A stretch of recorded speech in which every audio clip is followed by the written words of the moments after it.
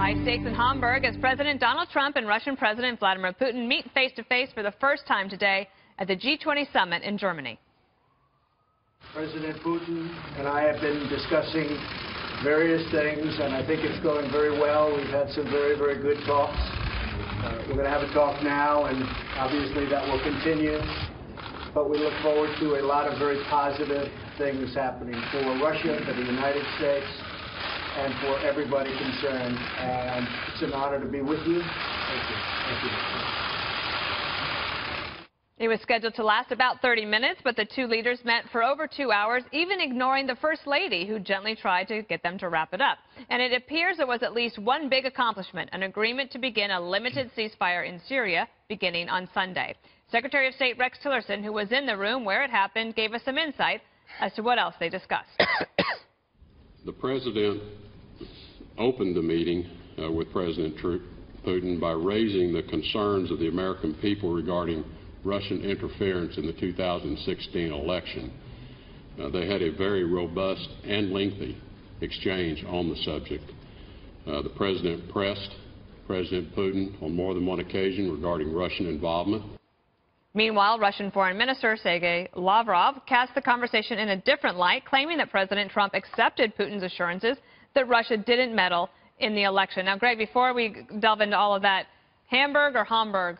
Bah Hamburg. That's what I say. And CNN should say that, too, because Donald Trump started the meeting with Putin by raising concerns over the election meddling, according to Tillerson.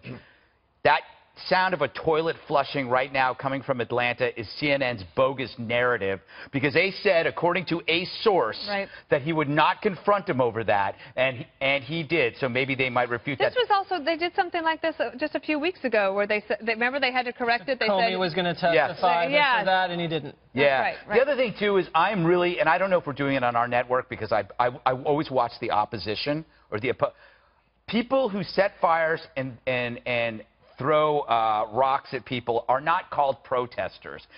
Then all arsonists are protesters. People who bomb buildings, you could call them demolitionists. But all day I was at the gym. Not all day, but I'm watching. I'm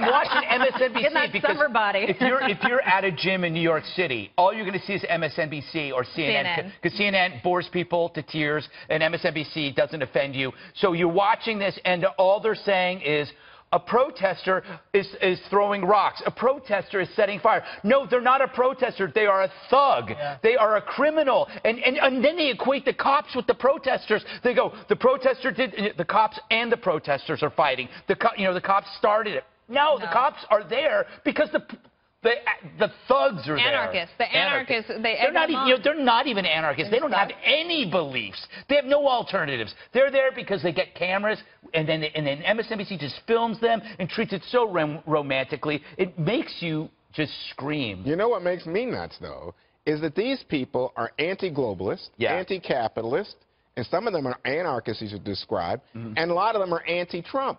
But you see them somehow as all thugs, but guess what? What? I think a lot of them are in line with Donald Trump's anger at free trade, anger at climate deals, anger at no borders. Find one who's against the climate deal, and I will give you $1,000. No, but I'm saying, no, I don't even have $1,000. Find one. You give me how much? $1,000. You find one thug. Right here. So you find one thug.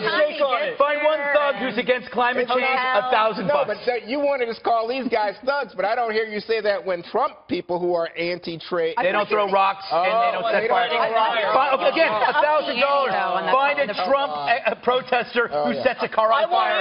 Can I get some of this action? Jesse wants $1,000. This is like you draw a circle, you know, and the Trump people here and Bernie people here. And you know what? They kind of meet. But they're not violent. So guess what, Juan? Yeah. This segment, we are going to talk about the protesters later on in the show. Are we? Yes. Sorry about that. Yeah, but we'll get to it. But, no big deal. I forgot. Let's talk just a little bit about the accomplishment that was made today, Jesse, which is basically now we've been finally have some movement to at least get a ceasefire in a small part of Syria in the southwest region, with the hope that, with a lot of details have to be worked out, that some humanitarian assistance can finally get to the innocent people that are there. It's good news on the surface. This could have been gift-wrapped beforehand to set it up like a big achievement after the meeting. and who knows how long it's going to last. So we'll just keep our fingers crossed. I thought it was a very high-stakes meeting, and I think Donald Trump made the country proud. I think the media thinks that Donald Trump's going to come into a meeting like this with his fly down and start shining Putin's shoes. So I think when he goes in there, the expectations game helps him. The optics were good. He won the handshake game big time. Oh, he did? He looked comfortable and at ease and serious. And then Melania was seated next to Vladimir Putin at the dinner. They both speak German, so that looked really good. On substance, like you said, we have that accomplishment in Syria, but they also talked about cybersecurity and trade and Ukraine. But I did think that was a little weird that we have Lavrov, the foreign minister of Russia, Lisa, announcing that we apparently are going to do some joint initiative with Russia on cybersecurity. Yeah, that's a little ironic. Really? But look, I also think that sort of this buildup regarding the election meddling, to me, just seems grossly overbuilt. Because you look at all these other issues that we're facing as a nation and things that President Trump should talk to Putin about and talk to Putin about. As you mentioned earlier, 500,000 Syrians killed throughout this civil war. We've got ISIS in Syria as well, which is obviously a huge threat. Russia increased trade with North Korea by 73% in the first 2 months of 2017. They're also trying to box the U.S. in with China with what we're facing in North Korea right now. North Korea now can launch an ICBM within range of Alaska. So of all the things that we are facing right now and all the threats that we're facing, not to diminish the election meddling, but it doesn't seem quite up there with some of these other things. Right. Well, Senate Minority Whip Dick Durbin, he had a little something to say about President Trump in the meeting. Let's listen to that. Senator, what's the most positive thing you have to say about Vladimir Putin and the most negative? Well, the most positive thing is he is gifted in his knowledge of history. Our president is not. He certainly knows how to meet with foreign leaders and to push his agenda. Our president has limited experience in that. He knows the intelligence agencies of Russia since he was a member of the KGB for a period of time. Our president tends to deride his own intelligence agencies and their findings. So he's in a strong hand in this negotiation compared to our president. Jesse? Dick Durbin and the Democrats criticized Donald Trump for kissing Putin's ring for the last 6 months. He just heaped praise on Vladimir Putin like I've never heard Donald Trump ever say in his entire public career. And I think a lot of people like to believe that Vladimir Putin is this cagey, cerebral, calculating guy that gets his agenda through. That's just because he walked all over President Obama for the last 8 years and got everything he wanted in Syria, saved Obama's skin after the red line was crossed, came into Ukraine. President Obama gave the Ukrainians, our allies, food instead of heavy artillery, and then interfered in our election, allegedly, and President Obama did nothing. So, of course, Vladimir Putin looks like this very strong leader that gets everything done when he faces President Obama, who wasn't even competing. I think that it was Donald Trump who had such high praise for Vladimir Putin. I think what Dick Durbin was doing was comparing the two, and by comparison saying Putin looks much better.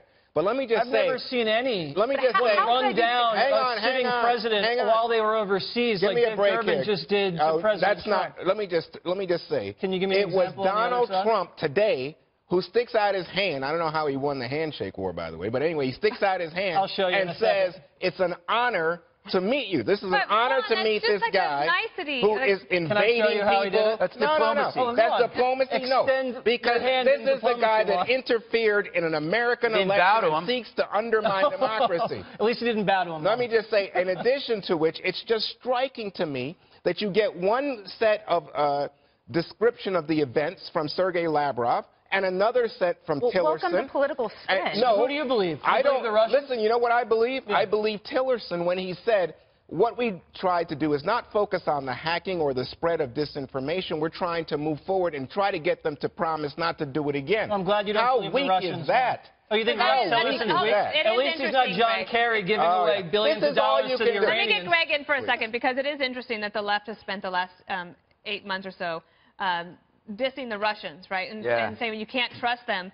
And then today, Lavrov is out with his spin of the meeting, and they believe Lavrov? Well, the narrative that started was, even before they came out of the meeting, that Putin was already the victor. If you were watching it, he already won. And their logic was that just by meeting Putin, Putin has won. And that the longer the meeting went, the more respect Putin got. If the media had gone to see the Titanic, they would say the boat won.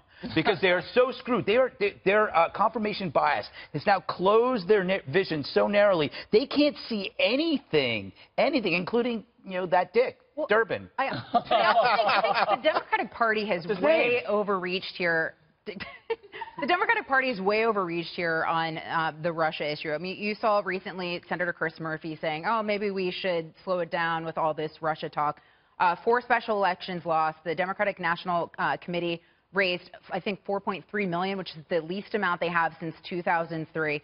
And I think that this is really a disservice to the party in trying to run this narrative. And further, Durbin is basically trying to paint the president as ill-prepared to be president of the United States. Well, what did President Obama ever do before he was president? He never ran anything. How was he possibly set up to be president of the United States? Community organizer. Durbin endorsed him. Durbin stood behind him in 2008 to be president of the United States. So, I mean, just what a joke. Wait a second. This guy was a state senator and a United States senator. I don't think Donald Trump was held any political office. $1 billion here's the thing. Last point, Juan. Okay, so here's the thing. So the guy that I believe, who's our guy, Rex Tillerson, the Secretary of State, says, basically, we just have an intractable disagreement. That's a quote. With the Russians, with regard to Russian interference in the election. Putin says, nah, we didn't do it. And apparently Donald Trump says, well, okay, but let's move on. This, to me, is like, wow. So you were in the meeting? No, Tillerson, our guy. I think we should invade Russia. Apparently, we'll move on. We should invade Russia, is what you're saying. Invade Russia? No, invade Russia. Invade. No, but I'm just saying, Trump's busy tweeting about fake media. Maybe we should be as tough as President Obama was on Russia and do nothing. Yeah.